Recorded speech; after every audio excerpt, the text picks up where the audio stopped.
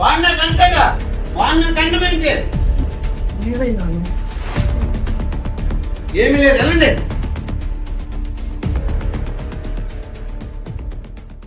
నలుగురికి డబ్బులు ఇచ్చి కొట్టించగలనరా, కానీ 4 రోజుల్లో మందులోడితో తగ్గిపోతుంది.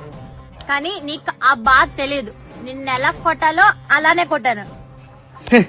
బాగుంది నీ ఆలోచన, నీ తెలివి చాలా బాగుంది. గుడిసేడు పనులు చేసే నీ అయ్యని సపోర్ట్ చేయడానికి నువ్వు గుడిసెలో దూరుతాను అంటున్నావు.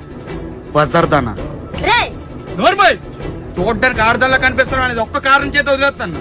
లేకపోతే ఈ ఊర్లో జరిగే సంఘటన గురించి రాష్ట్రం మొత్తం మాట్లాడుకుని వచ్చేసేవాడిని. వద్దురా, వాళ్ళతో మనకు వద్దురా, ఈ ఒక్క విషయం ఇక్కడితో వదిలేద్దాం రా. చీచి వదిలేకపోతే ఇలాంటి దాంతోనా? దీన్ని ముట్టడమే కాదు, దీని ముఖం కూడా చూడను. దీన్ని చూడగానే కలవ పువ్వులా ఉందని మురిసిపోయాను.